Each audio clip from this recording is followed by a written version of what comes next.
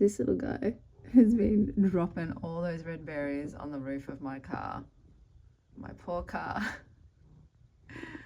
He's been making a mess.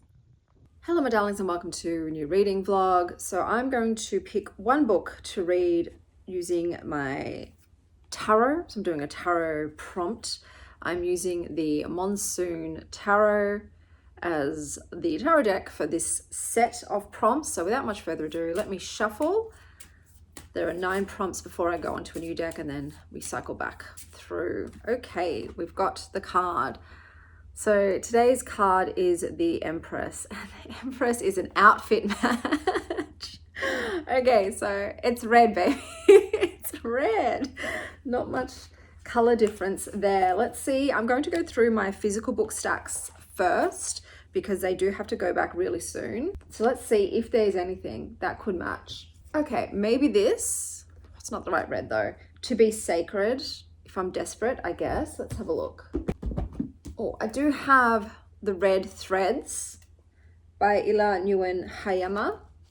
To be honest, that is pretty on point. I think that is the best match. So I will read the Red Threads. This is going to be a graphic novel heavy one because I am also going to read Minor Arcana by Lemire because this has to go back soon and it's a tarot based graphic novel. So I'll be doing 2 graphic novels in this reading vlog. I also went through all of my physical books and I made note of which ones have reserves. So that means I cannot re-borrow them. So once my 3 weeks is up, they'll be gone and I won't get them for a very long time. So those are Starside by Alex Astor. However, there is an audiobook for this on Libby coming up, so I'll have to think about that one. We've got My Dear You by Rachel Kong. We Are Legion, We Are Bob by Dennis E. Taylor. The Library of Flowers by Elsie Chu. Something in the Walls by Daisy Pierce. Unequal Loves by Xavier Hennekeen. Advent by Gunnar Gunnarsson. And Raw Content by Naomi Booth. So these are the ones that I probably will be prioritizing choosing from. I'll be just going through until I find the ones that I really like. I think out of all of these, I might start with Raw Content. So this one is about a woman who's unexpectedly pregnant and she welcomes a partner and baby into her life, but after birth, she gets terrifying visions. So this is a motherhood lit fic. I either really love them or I don't like them. I find them boring because I've read so many motherhood lit fics. So I think I'll bust that one out first because it's also small. So I might just go for the small ones first, try all the small ones and make my way through them that way. So that's what I have planned today. One of my favorite books. This is my childhood edition, and my beautiful daughter Valentine bedazzled it for me. She bedazzled it, so this means a lot to me. You like it, Blue? I love you too. I love you as much as I love Matilda. Hello my darlings, I have some updates for you. So I've read some books. I read Minor Arcana by Lemire. I ended up giving this a 3.25. So this is about Teresa who comes home to care for her dying narcissistic mother and whom she believes to be a fake psychic. However, she gets roped into covering one of her mum's shifts at work and lo and behold, turns out she's got some actual legitimate gifts, whether she wants them or not. And they're kind of creepy. So this is a small town graphic novel. We have Teresa, who is a very angry woman. She lashes out at everyone. She's very reactive. She doesn't want to be there. She feels like she's there out of forced obligation. She is queer and not over her ex-girlfriend who has remarried and now has a child with a man, and she's just not coping. She turns to alcohol and other unhealthy coping mechanisms. The art style was very, how would I describe it? Sort of black sketchy lines with watercolor, I think it was. I don't have it in front of me anymore, so that's why I can't describe it. I'm doing it from memory. I didn't mind.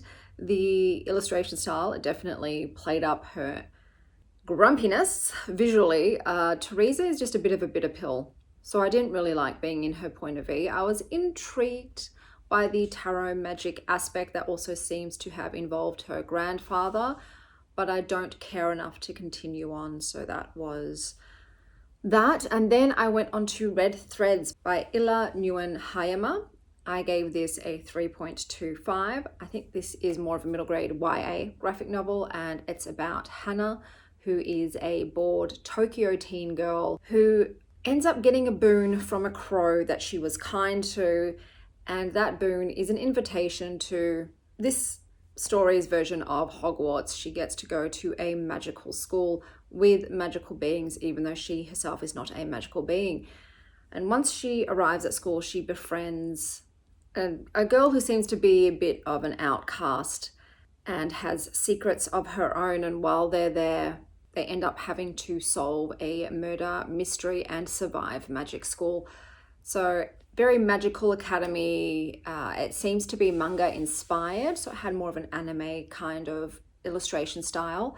It focused a lot on Japanese mythology. So if you like things like kitsunes, you'll be fed in this book. There was definitely the found family friendship that she discovers, and very much coming of age tied with learning magic, finding power and your skill and your talents, and a lot of self-discovery and having the courage to do what needs to be done. So yeah, gave it 3.25. I think I was a little bit too old for this one. It was quite graphic considering there was blood, there was murder, there were dead corpses. So maybe not for the younger readers. What am I reading now? So I got an ARC or an ALC for the audiobook of Maya Seed Takes Root by Anand Gandhi and Zane Memon.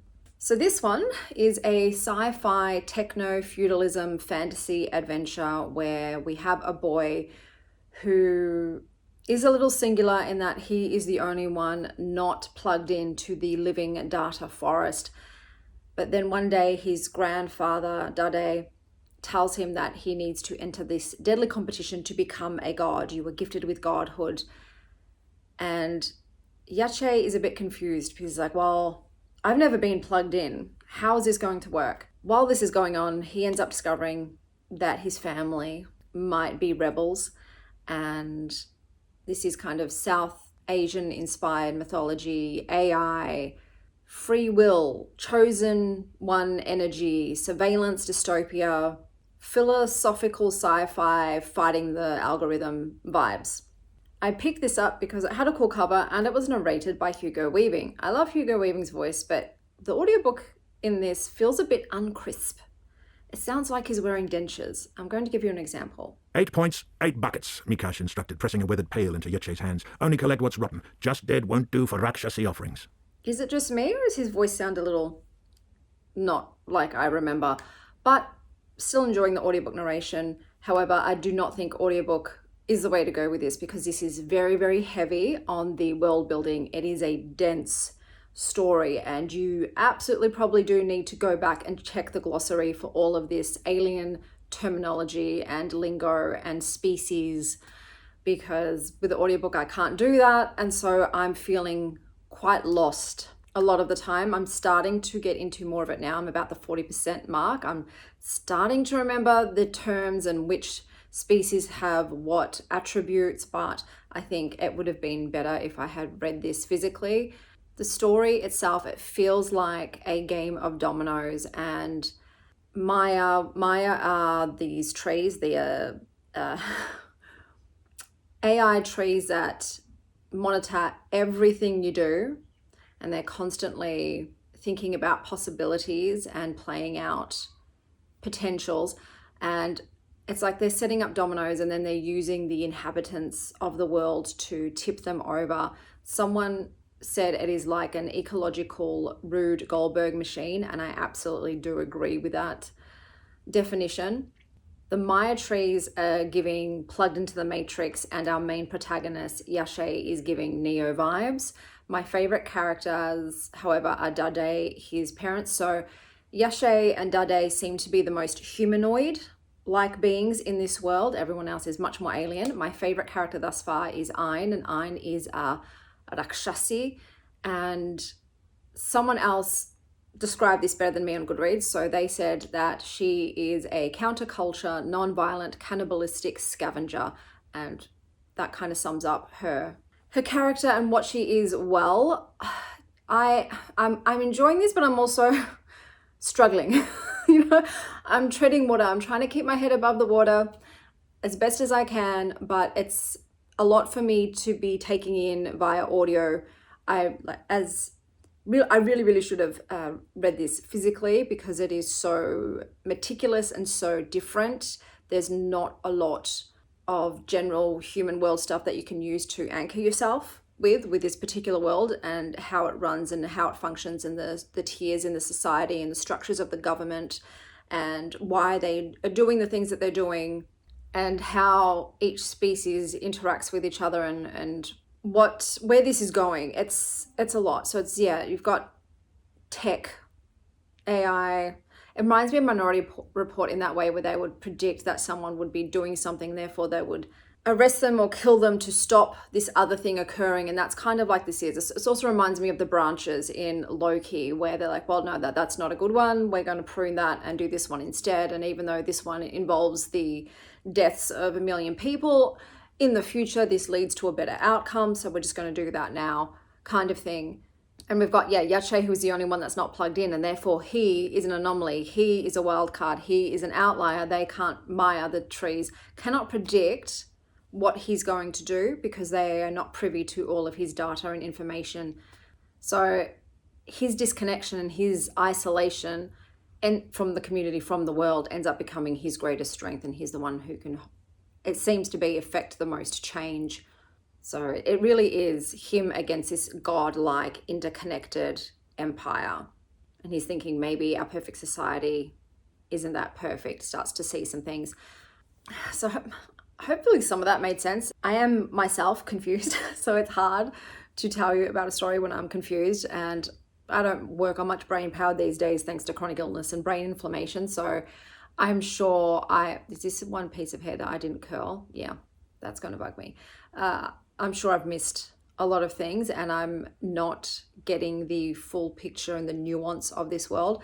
So far, it is feeling like a 3.5. I will say it was a struggle to get into because this book is one of those ones that does not hold your hand. It does not baby you. You just have to learn as you go. And normally I love that rather than exposition dumps. But because this world and system is so complex, it's a lot. It's a lot for this little brain to compute. But I do think I will see this all the way through. I'm kind of intrigued to see how this plays out and what happens in the end and what I come away with understanding. And I also hope that Ein is in it a lot more than they've currently been because I'm very intrigued by them. But all of these, alien species are very intriguing, but it's a lot of information. It's a lot of data to process. I'll also go through the physical books. I think I'm going to start with Raw Content by Naomi Booth. So far, there've been mentions of bats, and I'm like, I'm going to have to look up the spiritual meaning for bats because to have 2 books talk about bat colonies and things, very rare. And I did get a flashback to my library degree days when they were talking about how part of their job is to do metadata tags. They work with law firms and do the metadata for all of the court cases after the fact. I was like, oh my God, I remember doing that.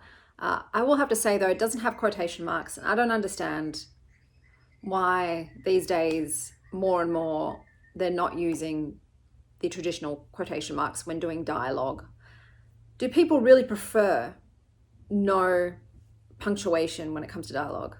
I don't feel like that's the popular thing, right? It's just a lot easier for your brain to process when you see those quotation marks. You know someone's talking and you don't have to decipher and figure it out. But maybe I'm in the minority with not liking the lack of quotation marks for dialogue. But early days into that thus far, I am very aware of the fact that I have a lot of books that have reserves and I've only got about 8 days left to read them. So I might be purposefully allotting a lot of time to reading for the books that I really don't want to lose out on and have to wait a long time to get again. It's a school holidays now, and I am going to be taking my daughter V and her friend to Chapel Street to do some shopping. I might park myself in a cafe next door to the stores because the girls do take a long time, and the teenage girl shops are hella hectic. You feel like you're a sardine in a can, and it's very overstimulating for me. And last time she was in one of the stores for 1 hour just for one store, and I was like, I don't like this. This is stressing me out. So instead, plan for success. And I found a cafe right next door. I'm literally next door. So I'll do that. They also want to try out these viral cream fruit dessert things that I mentioned a while ago and I didn't get to purchase. So I'm going to be driving all over town today. I have a feeling these overpriced desserts are not going to be that great, but you live once and it's an experience, and she can snap it to her friends. I don't know. It's of worth to them, so therefore it's worth it to me. Indy's just going to be going to my mom's house because she does not like shopping, and I get it. I get it. So that's the plan for today. I'll not be showing you pretty much. I know you've been seeing footage of me feeding the lorikeets. I'm not going to be doing that anymore because avian flu has come to Australia, and they have recommended not to mass feed birds because it puts too many birds together all at the one time, which can spread the flu around. So I'm hoping my gardener can quickly plant all of those natives that they naturally feed on. They said that's fine, just don't feed them in one small area. So hopefully they can get through. I was hoping to wean them off once the plants had been planted so that there was an alternate food source rather than just stopping high and dry, which hopefully isn't to the detriment. I only feed them once a day and it's within 30 minutes of sunset. So that way I was hoping they've already gone all day foraging, still looking for their normal food. And then they just come at the end of the day, which they do. They're not in my garden from sunrise. They come about an hour before I normally feed them. So I did that to hopefully make sure they didn't rely on me for their main food source, so they were still feeding all during the day. And I didn't do it every single day, so they didn't think that I was that reliable. So hopefully they'll be fine. I know wild animals are not my responsibility, but it was just really beautiful. And everybody in the neighborhood would come and stand in front of my house during feeding time and take photos and watch all the birds because they are very pretty. But it's okay. I'm going to be beefing up my garden with natives to feed all of the local birdies. And yeah, just to let you know. So I know some people really liked watching the rainbow birds eat the lorikeets.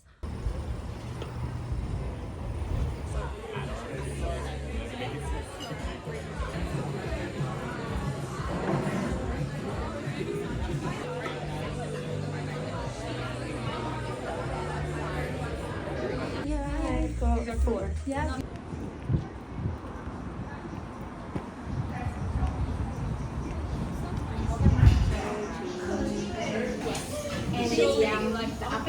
Yeah. I know. So many birdies. They're so cute. They hop around. They're loud. Just a quick update to let you know what I'm up to today. Dropping my kids off to their dads, and then I'm going to a shopping mall because I'm going to be meeting a family friend later to watch Supergirl. So I thought I will go and browse some books, get some things for the girly pops, and then watch the movie, and then probably come home. So that's what we're doing. I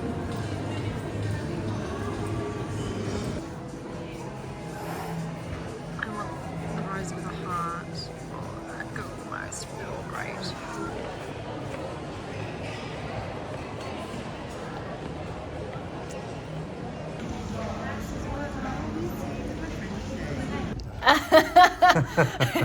Two faces become a messy one. It's alright, it's all good, it'll taste. Okay, back home. Indy's been dropped back to my house, so she's here.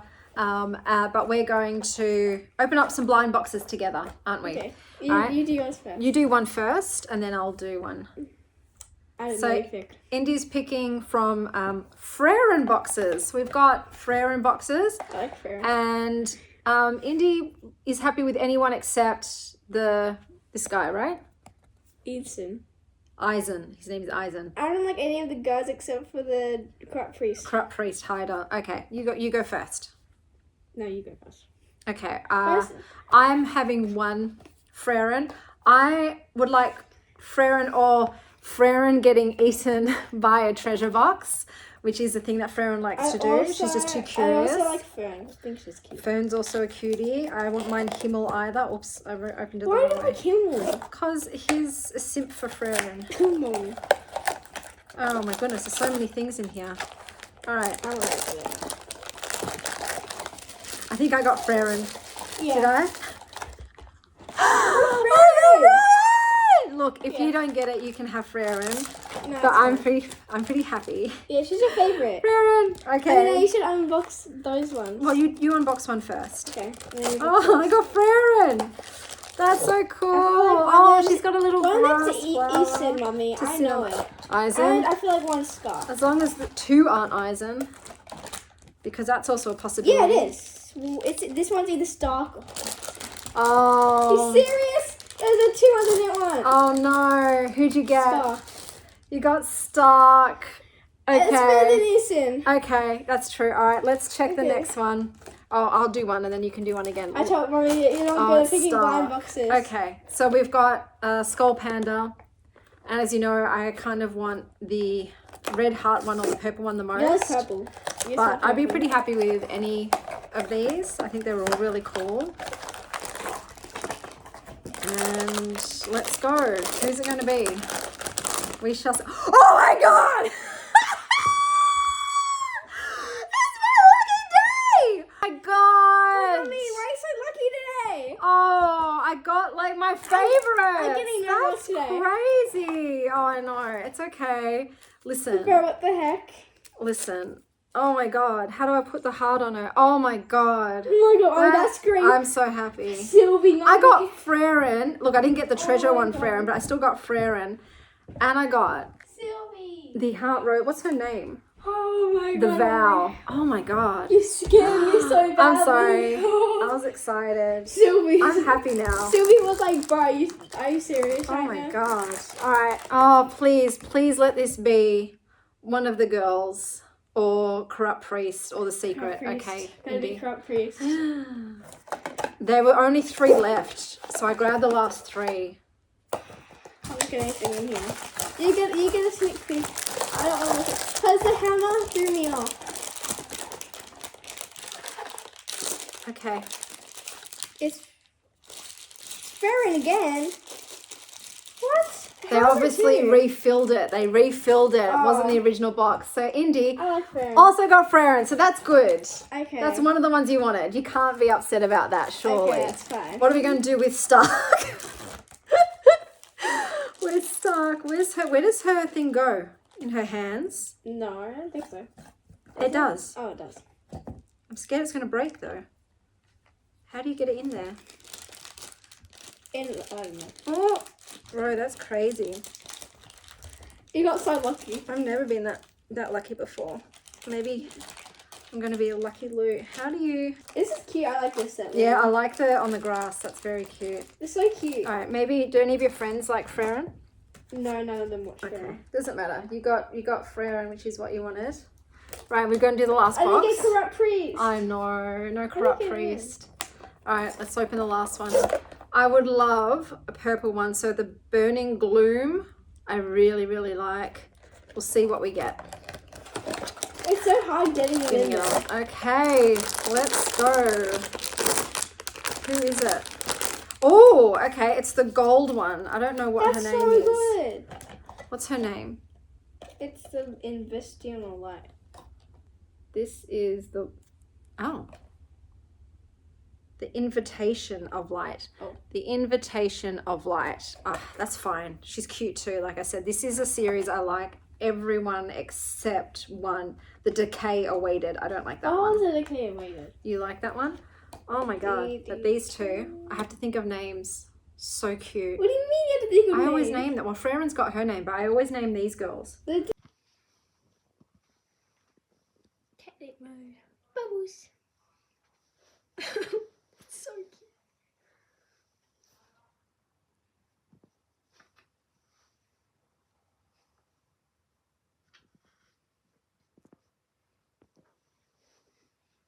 Hello, my darlings. I have an update for you. So I did finish reading Maya Seed Takes Root by Anand, Gandhi, Zain Memon, audio narrated by Hugo Weaving. So to sum it up, whoever controls the story controls the people. This ended up being a 3.25 for me. There were just a lot of POVs and so much going on. I was just a bit overwhelmed, inundated, and I do think because I had to listen to it through my ears, that affected that rating. Maybe if I'd read it, I would have enjoyed it more because I would have understood it more and been able to go back and forth with the glossary. But I did end up doing a 3.25. The story does continue on. I don't think I'm going to continue reading, but that was that book. Then I did pick up Mortodont's Peril by R.J. Barker. This is about a death cleric who can read people's last thoughts after they've died. He's getting the shit jobs in it. He's doing it for the poor people. A lot of the time they accuse him of having maybe knowledge of where that dead person stored, stashed some money. So it's a bit of a thankless and dangerous job, to be honest. And then he ends up getting accused of a murder and he has to clear his name. It had a good idea, but our main character, Hasp, is just an unlikable character. I'm assuming he has some character development and growth as the book goes on and is better, but right... how much did I listen to? I think I was about 20%. I gave it a decent shot. I just didn't care. It's a bit more like murder mystery as well, which just isn't my genre. So I did DNF that just this morning. The next book that I'm going to go on to is Unequal Loves by Xavier Henekini. So we'll see what this is like. I think this is just a lit fic, but yeah, I've still got the physical stack of books I want to work my way through. That's priority. Let me just see if I'm doing anything on Libby. I am listening to books for my page-bound quests in the background, so I won't mention those. Oh, I did just DNF Heather. I love this cover. And they're like, oh, if you like God of the Woods. And I'm like, did they get the same artist who did God of the Woods? Because it's giving the same vibe. This ended up being too much of a cop story for me. So I did DNF that one. No, yeah, these are all page-bound books. So everything I'm reading on my Kindle and currently listening to a page-bound. I'm going to the library today. I have to go and pay to replace the books that Nova peed on. So don't know how much that's going to cost me, but that's what I got to do. It's what I got to do. So I'm going to do that and pick up a book that's just come in there. I'm taking Valentine and her friends to the city, to Melbourne Central. So I'll just be shopping around Melbourne Central. I want to get a new modem router because we have some dead spots in the house and the kids are chewing up the data. So let's get a different modem router and maybe that will help. I just got a package delivered from HarperCollins. So I still accept books from publishers. I am no longer accepting just unsolicited books from people. I get a lot of emails saying, can I send you my book? Can I send you my book? And I was saying yes, but to be honest, I just always feel really awkward because I'm worried if I don't like the book, how am I going to review this? And I feel like I need to review it. I'm obligated to. So I'm just not doing that anymore. Plus, I just want to read what I want to read. Whereas if a publisher sends me a book, I don't feel bad at all if I end up DNFing it. So I'm happy to continue to receive those. Just so people know, yeah, if you send me an email, I will reply to you, but I'll just be telling you that I just don't accept author-sent books anymore. Should have got scissors. Pro tip, get scissors. Okay, what is this? I've got a little sheet. Ooh, okay. But I Won't Miss Me by Tiffany Tsao. Set in an alternate reality where pregnancy endows women with exceptional powers, one new mother uncovers terrifying truths about herself and the greater world. This was on my TBR, so yes, sometimes it works out that way where it's like, oh, this is actually a book I do really want to read. Is this the finished copy? It kind of looks like it is. Let me just read this little information sheet. Okay, it just talks about the book, but I'm pretty sure this is a finished copy. Wonderful. This is, look, fucking, yeah, I'm still stoked whenever I get free stuff, okay? I don't think I'll ever get tired of getting sent free things. It feels like a present, and I get to skip the very long queue. This is still on order at my libraries and I'm not first in queue for it, so I will be reading this in this reading vlog. I know I have the libraries, but this is why I don't buy books as well. unless they're 5-star books I've already read. I don't tend to buy new books because I just want to read them straight away, and then I lose the library holes. So my way is normally I read the book first through the library, and if I love it, then I go buy it, give that author all my money. So this is fantastic. Oh, I'm going to have to pick a scent. That's fun. I'll have to let you know which perfume. You know what? I might even just go into Mecca today and find something new for this vibe. Oh, I feel like more of an edgy perfume, maybe with some cherry, but some darker elements, some smoke. I have to go and look. I have to see. Blue and pink too. I'll take that into consideration. Might hit Sephora up as well if I don't find anything in Mecca. But that's going to be so fucking fun. That makes me so excited. I might take this with me too, so I can stick the perfumed sprayed card right into it. Maybe something sexy too. I don't know. But I'm excited. I'm going on an adventure today to find a perfume to match this book. How serendipitous. Wunderbar. So I'm doing that, and I'll just take you with me on whatever I get up to today, and see you later. Perfume I picked for the book.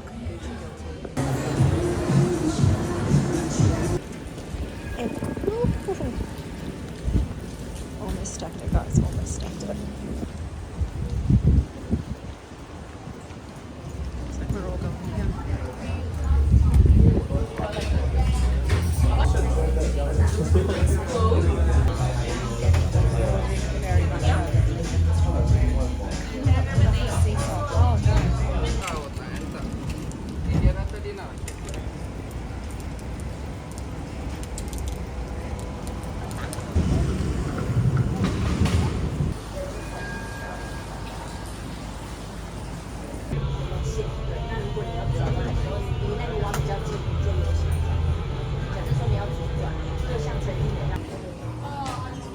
I love this. Obsessed. Would wear it 110%.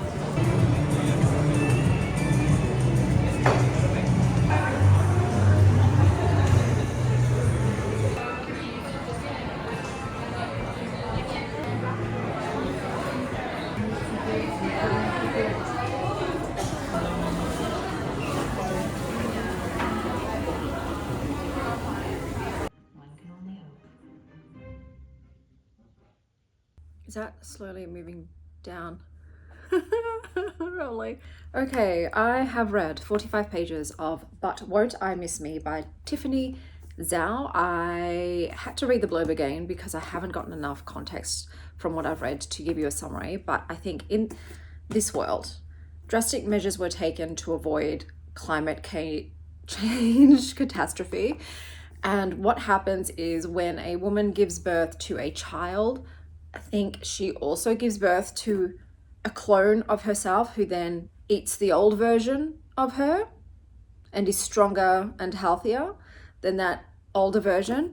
But something went wrong during this rebirth with Vivi, our character, who's just had a child. She doesn't feel stronger. She feels weaker, even though she did find bits of bone and cartilage in her teeth, signifying that she did eat her previous self. So it's got an interesting, intriguing concept, but I haven't really got into it thus far. The chapters are long. They're about 30 pages, which is a bit long for me. So I do have to read this when I'm not in a rush. Otherwise, I'll be stressing to try and finish a chapter before I have to go. So hopefully I will probably sit down tomorrow and get this read because I'm a bit busy today. I am about to take, hey Sylves, I am taking Indy to Westfield to go shopping. It's her day to go shopping and pick some things. I've also then got Valentine and her friends coming over for dinner this evening. So that's what we've got on the docket for today. So cute. I'm kind of like low-key thinking about these bunny earrings. Me and my quokka buddy kind of like low-key goes in my outfit today. It's a backpack. Okay, we're back, and before I show you what we got, I want to give a big shout out and thank you to Tom. Thank you so Tom for his generous donation to the channel, because he saw that I wanted to try some ghoulish books and couldn't justify the fact that the shipping was more expensive than the books themselves. And now I'll be able to try some ghoulish books and add some more 5-star trophies to my shelf. So thank you very much. Now I'll show you what Indy grabbed. So she got some Lucky Charms. Lucky Charm. Gluten-free? Get out of town. Bro, it's okay. Wait, what? How are these gluten-free? If it says whole grain, oh, oats. It looks like they're vegan too, probably. Some ingredients in there that are dodge, but well, if V wants to try some, she can, so that's good for her. She also got this, how cute is this? This cat strawberry little jumper, and she also ordered, what was on it again? Ducks, a duck cardigan. She got this little capybara pencil case. For myself, there was a really cool fur coat, but even 40% off, it's too much for me. So I let that go. But I did get myself some T2 tea. This is just a bunch of different teas. It was 50% off because the box is damaged. I'm like, I don't really care because inside they're all in packets anyway, so what does it matter? So I got myself tea. I grabbed myself some sushi as well. And now I'm just going to decompress and relax before the girls come over for dinner and the evening shenanigans. Nova? Sniff, sniff, see her neck's getting better. It's getting better. Hey, Sylvie, you want to say hello? Oh, sorry, Sylvie. Oh, and there she runs. I scared her. No, that's so bad. She's not going to come sleep with me now. No book updates yet today because I've been doing the Pagebound Quest reading, but I'm heading out today to the shops to grab some treats because my sister and my ex-sister-in-law, ex-mother-in-law, I'm just going to refer to their names going forward, Sarah and Doris, because I hate saying ex-sister-in-law, ex-mother-in-law, are coming over to visit today. Sarah has just returned from a month-long trip in Malta to visit her family and has brought some goodies back for the children. So I've got to find some sweeties to feed to my sweeties. But hopefully I will finish But Won't I Miss Me? I've decided that will be the final book for this reading vlog.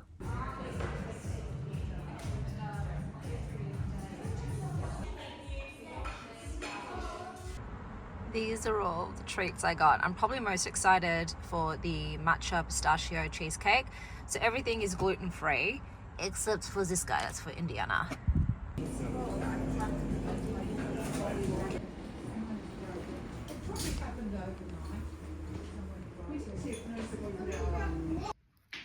Got myself some frilly tulips. I know, Sylvie, mummy's bloated. Does anyone else bloat like crazy? Like, I feel like this is giving 5 months pregnant. Look, look. Mummy has to do the thing where I have to put like pressure on my back because that is insane. Rubbed her belly for luck. Rubbed her belly. Oh, it hurts so bad though. It hurts so bad. I'm trying to joke, but it hurts. Hello, Bluebell. She's so cute. She's so cute. Oh. Hello. Hello. Hi. Hi. Hello. I am back to finish off this vlog. I read the final book for this reading vlog, But Won't I Miss Me by Tiffany Tsao, or Tsao. I ended up rating this a 3.25. The entire book is an allegory for motherhood, not only as transformation, but also how it consumes you. And in this book, quite literally. So when women are pregnant, they give birth to their baby and then they birth a clone of themselves that comes out baby-sized. The original mother then falls unconscious. The birthed version of the mother rapidly grows, within a minute is full size, and then devours the original mum's body, bones, gristle and all, chomp, chomp, chomp, eats it all up. And then afterwards, new mummy 2.0 is a super mummy. She has next level strength, endless energy, barely needs sleep, can do everything. So I feel like this was trying to emphasize mothers, especially new mothers, fear of inadequacy, of not being good enough, of not knowing everything, and just feeling crushed under the pressure of societal expectation. And especially for our main character, Vivi, who has a failed rebirth. So she comes out of it weak AF. She is exhausted. She seems to be suffering postpartum depression as well. And I will say that there is on-scene baby harming that I was like, Jesus Christ, that's a bit rough to read. That happens while this 2.0 mummy is alone with her child and struggling and not well. And her child seems to be what I would call a high needs baby or a spirited child. And she just gets pushed too far and snaps. The book is mostly set in Australia, but it follows Chinese, Indonesian immigrant characters. So racism does come into play a lot in this book, and there's also a bit of climate crisis thrown in there. So they talk about how they eat rice now, and rice is RYCE because of climate crisis, but we're not really learning a lot about that. It's just a background information sort of thing. There are time jumps in the novel. The novel then switches to a different POV and then a third POV at the end.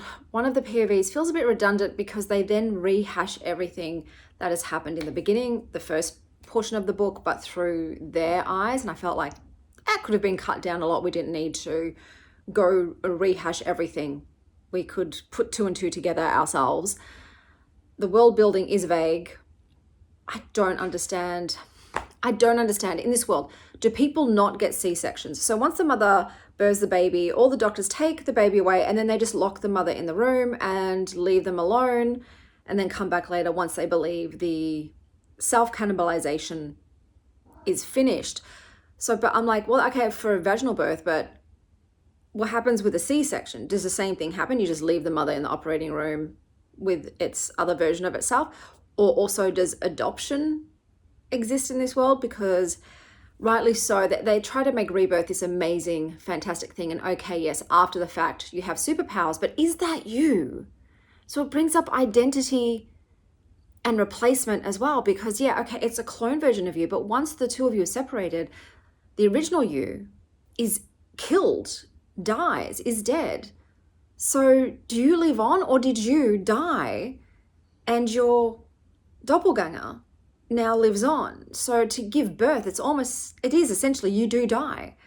So Vivi herself has a great fear of this and doesn't really want to do it because she feels like she will be going to her death, even though she will continue to exist in this new improved muscle mummy version, but it's not really her, is it? And I feel like that, I feel it's the same thing. It's you until that point of separation, and then you're not the same. So one of you will die. It reminds me a bit of the Magician movie with Hugh Jackman, The Prestige.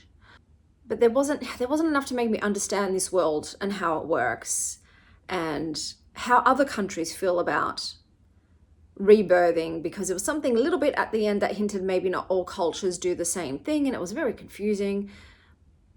Obviously, as a new mother, I would have loved to have these superpowers that these women have. It's still very gendered in terms of domestic labor and things like that. The mothers stay at home, they take care of the babies.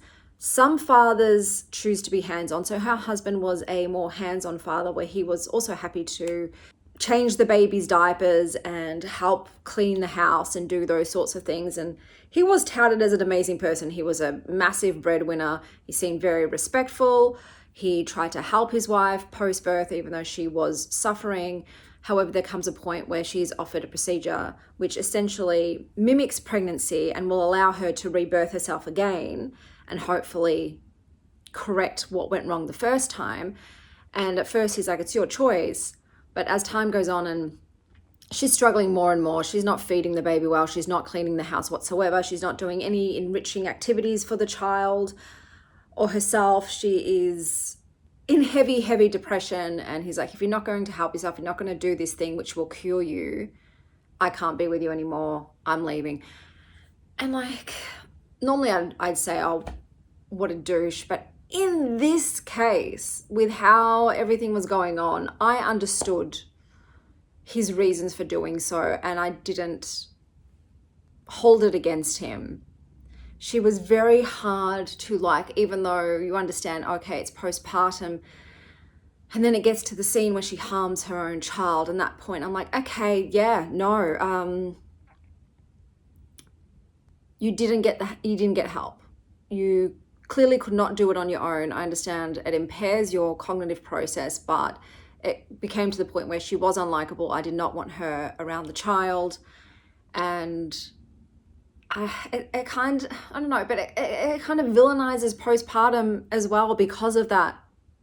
So I don't know if I loved the representation of motherhood in this. I was just left confused as to what exactly are they trying to comment in this specific instance. You also learn a lot about AC/DC, and not the fun kind, because she is an electrician. And yeah, it was slow paced. I would say this was slow paced. I did give it a 3.25. It was a very interesting idea and unique, but it wasn't quite developed enough in terms of the world building and society, the macro of it for me. And the character, I didn't bond to any of the characters in this book. I didn't feel emotionally attached to anyone. And then we get the second POV that rehashes the start, and I'm like, oh, we don't really need that. And then we get the third POV, and it ends in a way that I was just thinking, really? That's how you're going to end this book? I don't know how I feel about that either. I just was left feeling unsure of how I felt, which is why it's got a 3.25. I don't know how I feel about this book. It's strange. There's things I like, there's things I didn't like, and I'm just left sort of in no man's land with it. I'm just unsure. Maybe it's because I didn't quite understand some things or really get a grip of what I believe the core message of this book was.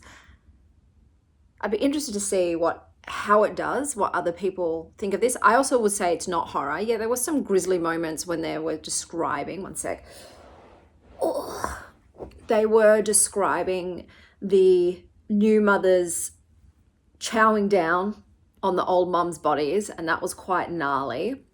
But otherwise, I would probably call this more of a dystopian thriller, family drama, perhaps, is what I would say. But I'll just leave it there because, yeah, I'm a bit muddled with my opinions on this book, and I'm finding it hard to verbalize everything about it. But let's sum up all the books I read for this reading vlog. So there was Minor Arcana by Jeff Lemire. I gave this a 3.25. Teresa, the angriest tarot card reader in the country. Red Threads by Ila Nguyen-Hayama. I gave this 3.25. You save a bird and accidentally unlock the quest of your life. Maya Seed Takes Root by Anand, Gandhi and Zain Memon. I gave this 3.25. Everyone is plugged in whilst one guy is just trying to survive on airplane mode. And I would probably say this was my favorite out of this vlog, but Won't I Miss Me by Tiffany Tsao, which I gave 3.25. Motherhood, now with built-in self-deletion. Yeah, obviously that's the thing too. When you become a new mother, you do lose yourself in that role. Mother becomes everything, your entire reason for existence, who you are, who you were before, does seem to be lost in the process. Some mothers, I think these days, are better at retaining their sense of self and whilst juggling motherhood, whereas I think a lot in the past, most of us, including myself with my first child, I absolutely did just lose myself in role of mother and stop doing everything that I loved and that made me me, and I self-sacrificed and put my kids' needs and my husband's needs and the house's needs before myself and was just in survival mode. But that can happen when you're just in survival mode. You're functioning on very little sleep. If you, like myself, were doing all of the domestic labor and all of the child rearing, there is very little time left for you. but it's something that I recommend to all mothers now. Ask for help. If people are offering help, take it. You need to carve some time out for yourself. You need to do some things just for you and exist outside of your role as mother to your child. But that's everything. Let me know if you think that if you give birth to a clone of yourself, if that clone is you, or if you think that they are other. And if you don't know what to comment, but you want to let me know that you are here, leave me a playing card emoji for Minor Arcana. And until next time, stay wild, star child.